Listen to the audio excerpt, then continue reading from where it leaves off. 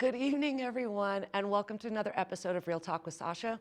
I'm your hostess, Sacha Johnston. Today, I have a very special guest with me. He's a retired professor from New Mexico Tech and inventor of the nicotine patch, Mr. Frank Etscorn. Frank, thank you so much for joining me today. Absolute pleasure. Absolute pleasure. So, as I mentioned before, you are a second-time retired professor from New Mexico Tech. So, why don't you tell us a little bit about what your background and what you were teaching at New Mexico Tech? Well, at Tech, I taught pretty much everything in the psychology department. Probably the toughest course I taught was neuropsychopharmacology, which was sort of an introduction for our med students at Tech. And it was a tough course. It's a tough school. I couldn't have graduated from Tech. And that's the truth. It's a very difficult school. I did go to Peabody and Vanderbilt. And those were difficult schools, but they're nothing like Tech. You get a degree from Tech and you've really got something special. I mean, I had a student last semester that I taught, which was in the fall. And she was in biomechanical engineering, sat in the front row right in front of where I lectured. And I stopped the lecture one day and I said, "Young lady, why don't you teach this course, because you know a whole lot more than I'll ever know about this subject." And I think she could have done it. She's going to Stanford for her PhD. So how long did you teach at Tech? Well, I arrived there, Sherry and I arrived there in 1977, the spring, and getting there was difficult. We left Peabody, Married Student Housing, and we'd packed the U-Haul truck and realized we had another room of furniture, so we had to unpack everything. And then we went through the biggest snowstorm that I could imagine. We skated through Memphis, Tennessee. And so we got to Tech in 1977, started teaching. I retired in 1992, I think, when the patch hit. I called my wife. She was working for Dr. Basker in Socorro. And I said, "Sherry, turn in your resignation now, quit right now." And so we stayed at Tech, I think, till about 1992. And I retired. We moved up to Wyoming and got a little property up there. I played rancher for a number of years. I know how to drive T-posts. I know how to do all those kinds of things, and I enjoy outdoor work. I like strenuous work. And the other strenuous work involved was trying to stay ahead of Tech students because they're so blamed smart. And Tech is a really great school for a lot of engineering Oh, programs. good God, mechanical engineering, electrical engineering, biomechanical engineering, astrophysics. We even have a course in the history of prejudice, Wow. which is really cool. I mean, we have the full spectrum. We've got art, explosive art we used to do. We blow up stuff. We've had Mythbusters there 3 times, I believe it is. And so, no, it's an exciting place. When I was at Peabody, we had a next door neighbor that was from Albuquerque, and this is in Nashville. We call it Nash Vegas is what we call it. I know. Yeah. And I won't say who coined that term, but he's sitting right here. Anyhow, I forgot where I was, and I do this. I used to have always in the front row a student. And your job is, when I don't know where I am, you tell me where I was, and that's their job. So I'm going to put that on you now. But no, we had a real good time at Tech. Going back to Married Student Housing, the kid from Albuquerque, I'd had a job offer at the Monell Chemical Census Center, a postdoc, which would have been fantastic. There's nothing like that place in the world. And I had another one at Cal Poly in San Luis Obispo, and I had another one, oh yeah, the Oregon Research Institute. And this guy next door, he says, "Man, you need to go to," I had an offer at New Mexico Tech too, and he said, "You need to go to New Mexico Tech because they're as crazy as you are." And I proved that time and time again. Yeah, I sure did. So tell our audience about the nicotine patch. You invented something that millions of people use every day, and it was completely by accident. Oh, it was a big foolish accident. Let me go back just a bit. My research ever since I was an undergraduate, and I did publish as an undergraduate, is called flavor aversion. It's called the Garcia effect now, after I need to stand up and take a bow for John Garcia. He's a hero of mine.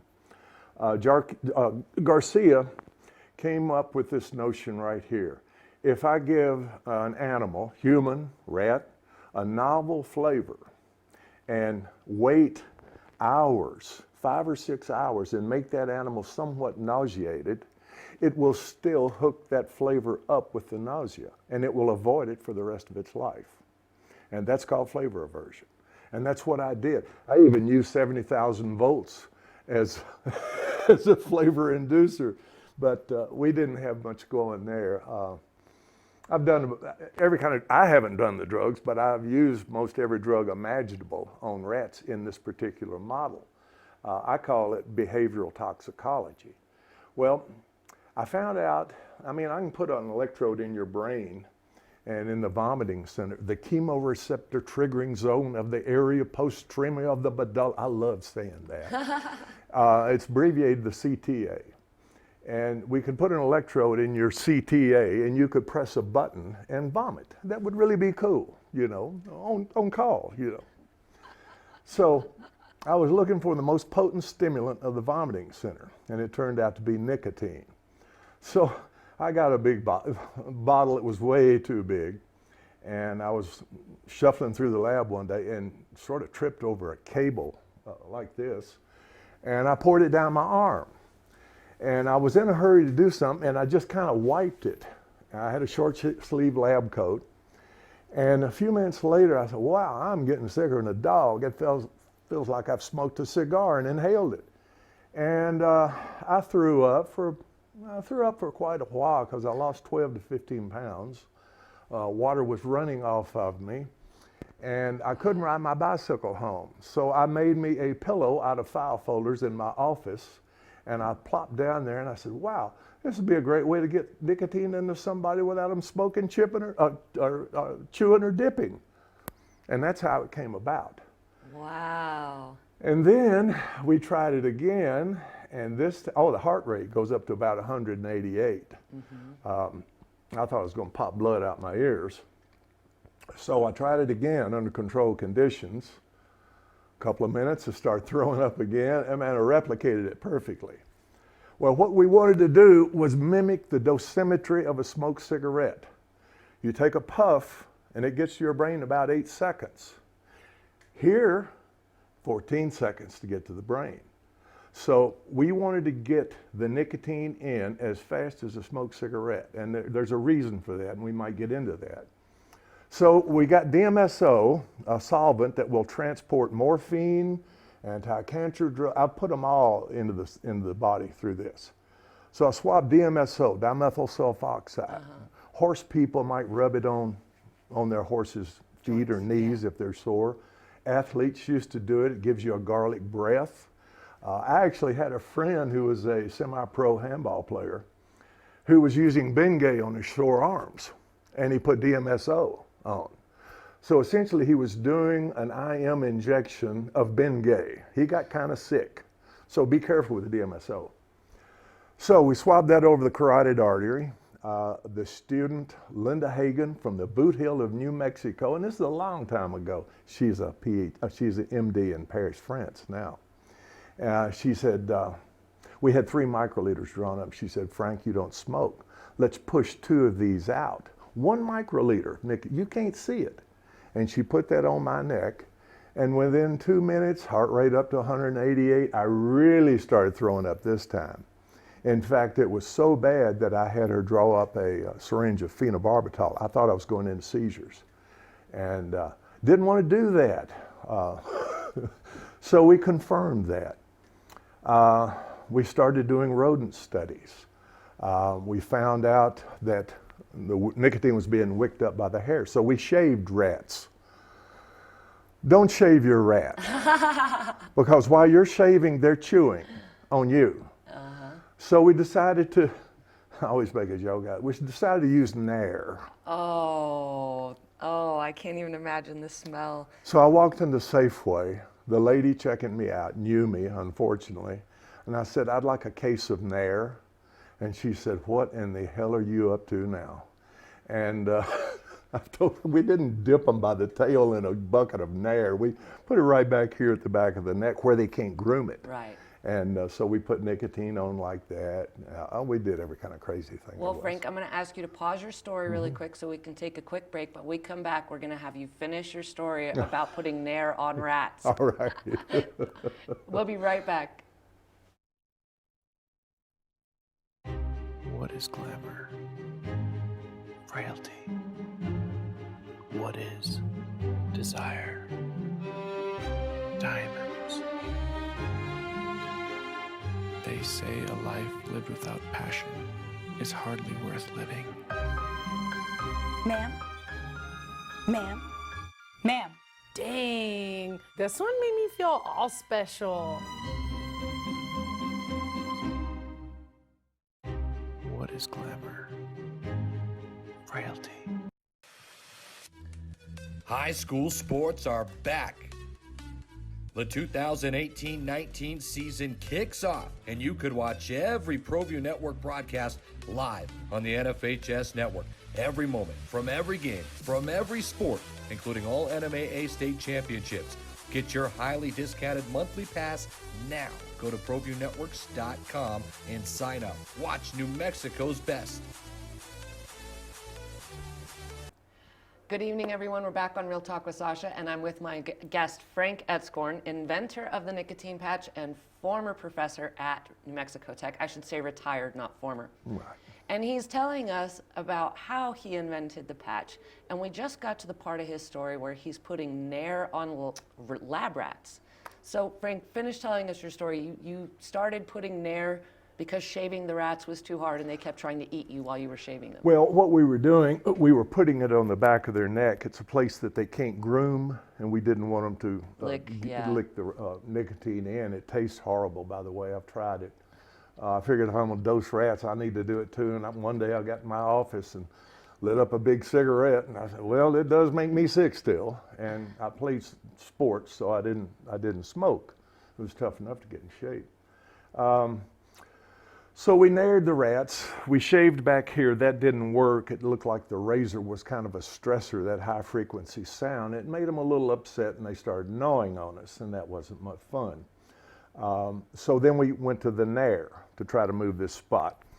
And when we did that, we found something kind of interesting. It takes the top layer of the skin off, it looks like. Right. And it made a tolerable dose of nicotine quite toxic after that. So we quit doing that and just did injections. We did dose response flavor aversion. Let me back up just a bit. You remember Pavlov. Mm-hmm. Ring the bell, meat powder, salivation. Pretty soon just the bell would elicit salivation. Well, Pavlov, the bell and the meat powder had to be separated by about a half a second. That's Pavlovian conditioning. What we've done in flavor aversion is take it out real far, way out there. And it's really neat. If I were to eat something novel right over there in that chair, and then 8 hours later I got sick, I'd hook it up to that novel flavor rather than the lunch I had at noon that's very familiar. So it has to be novel. Why can't I avert alcoholics? Well, tried it. Not me, but other researchers have. I give you, tequila and rum are two of the best for a novel, distinct flavor. I give you tequila to drink. 30 minutes later, I could hit you with X-ray overdose, drug injection. One of my favorites is lithium chloride. So I hit them with lithium chloride. And they become averted to the rum. But what do? Tequila's starting to look pretty good. So they generalize, they use something else. So it's a tough one to stop an alcoholic like that. We've done everything to poor alcoholics. We've shocked them, and it makes them so nervous they have to have a drink. We did that with cigarettes. You can have a cigarette, but you're going to get shocked. And what happens is it makes them so nervous that I got to get out here and have a cigarette, But cigarette smoking is very, very strange behavior. We can talk about a heroin addict. They might shoot up 2 or 3 times a day. A nicotine addict, on the other hand, if they smoke a pack a day, they're taking 72,000 hits a year. Each puff is a reinforcer. And when you take that puff, the sight of that cigarette becomes reinforcing. The smell of the cellophane undoing the pack can ring Pavlovian bells in your mind.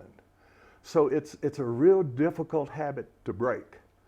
Now my wife, when the patch came out, I told her she was either going to quit or it's the duct tape patch. And we found that very effective for smoking cessation, talking too much, weight loss. It's a very, very widespread product. Duct tape is versatile. Yes, especially Gorilla Tape, because you can't get that off. Your poor wife. Oh, you just don't know. You just don't know. She's put up with me for 53 long years. I've seen your videos on Facebook where you pretend to get her to feed your cat and then you shoot her with the Nerf gun. No, that's not me. That's staged. On your Facebook account, huh? No, yes. No, so there was the big issue of living under power lines. And so a fellow named Sterling Colgate, who was a whiz kid, he was our ex-president in New Mexico Tech, a whiz kid at Los Alamos. I don't think they knew when he slept, but done some of he discovered Comet 87A. I mean, he's done everything. He calls me one day and he said, Frank, could you use a 70,000 volt power supply? Sure. I don't know what I'll do with it, but we'll find something. So we built this gigantic device out of plexiglass, about 8 feet in diameter, and each one there was a plate, and each one had a plexiglass cylinder that we could put a rad in. We had the 2 plates, we hooked the power supply up and fired it up with AC current. And the rats didn't do much. We did it for days and days and days. And then the student in my lab, he said, Frank, you know, we're not having any luck with AC. Let's go to DC.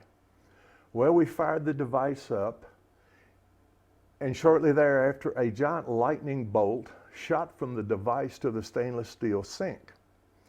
After we cleaned our pants out, we went to the Capitol Bar and discussed what had happened. It turns out we had charged a giant capacitor and discharged it in the lab. We had the safety officer from Tech come over, and he looked at it and he said, this is the most dangerous thing I have ever seen in my life. And that's what I did at Tech. Yeah. Those kinds of things. I know your reputation because we're friends, and I know what kind of shenanigans you get up to. I remember at the Wyoming Ranch, you had a penchant for blowing things up because you had so much space out there, and I enjoyed watching your videos. I couldn't imagine working at a school with you, and I'm sure that that safety officer earned every dollar of his salary with you at the campus. He did. He monitored me, I think. But I know you've contributed quite a bit to Tech as a school. There happens to be a brand new observatory up there named after you, and your son runs it, if I'm not mistaken. Well, Dylan, my son, and my daughter Kelly, she doesn't do that, but she's a computer whiz too. Both of them are. Yes, she is. Yeah.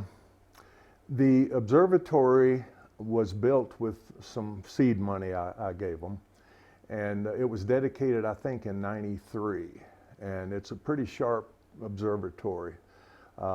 We've got all kinds of instruments. We go on the road.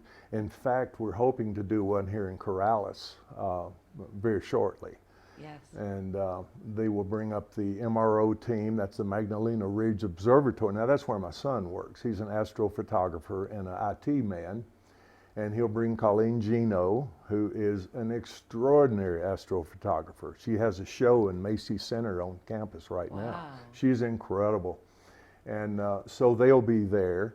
And we'll probably have some more pro astronomers. Our lead man, who takes the New Mexico Tech trailer with the big scopes to star parties, Dan Klingelsmith. He passed away just last Saturday. And that was a real heartbreaker for all of us because he's really good with outreach and kids. Every picture of him shows him with some youngsters, showing them telescopes. And that's pretty good.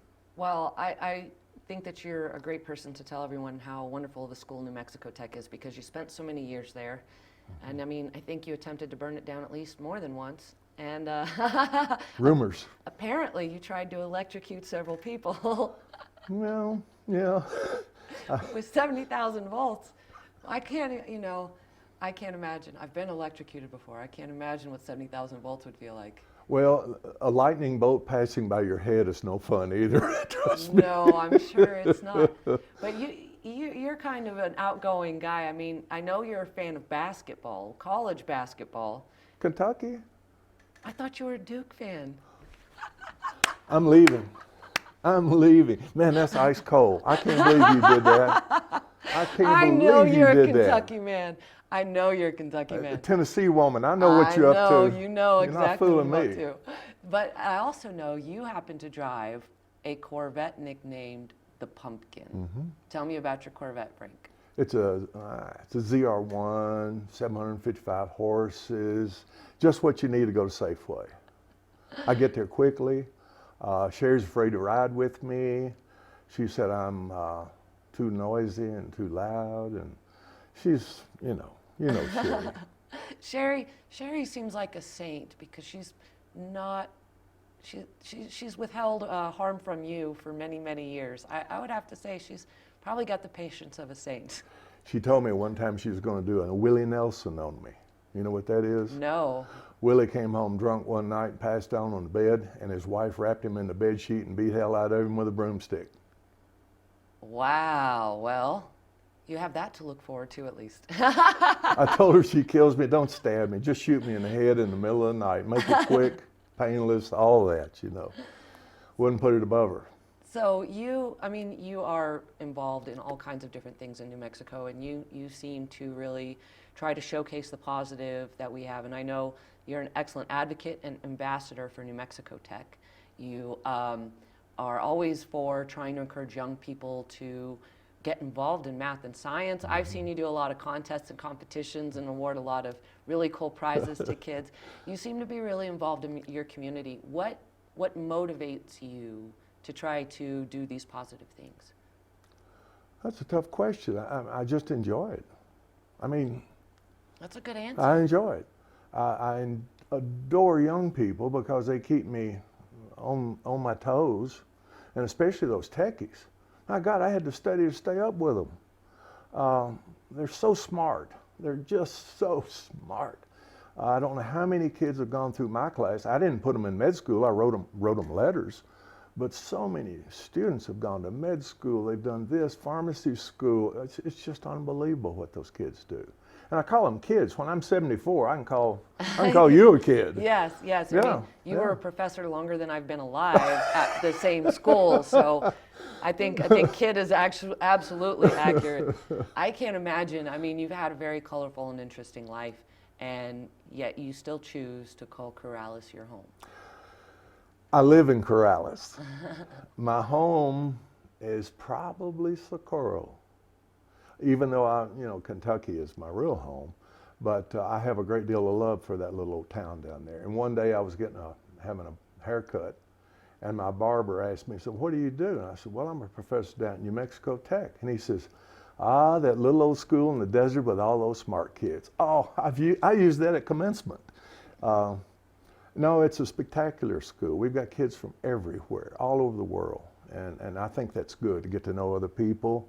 The world's getting smaller, better learn to get along. Well, and even though you're retired, you seem to spend plenty of time down there. I know you still do guest professor spots, or whenever they ask you to come down and speak, you come down and do commencement or any other events that they ask you to do. I'll do anything but jump real high for tech. Is that going to cost them extra, or? No, I just can't jump high. I got that white man's disease. I can't get off the ground. Did you ever play basketball? A little bit, in yeah. college? Played a little bit of everything. Not college, Not no, college, no. high school or? High school, wrestled, football, basketball. Golf was my sport. Golf and wrestling I really enjoyed. But I played golf all my life until I was working at Youth Incorporated in Nashville, and they heard I was a golfer. And I hadn't played in a few years, and we went out and played, and I shot 2 under par, and they wouldn't let me play anymore, so I sold my clubs and haven't played since. Yeah, you definitely try to advocate, is something I've noticed, for what's right, I should say. best way I could think to put it. If you see something that's wrong, you definitely are a vocal person. Wow.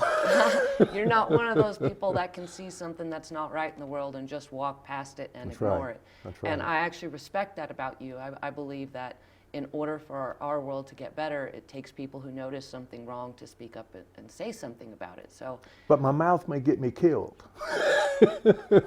you know what? I think you got to worry more about Sherry than anything else.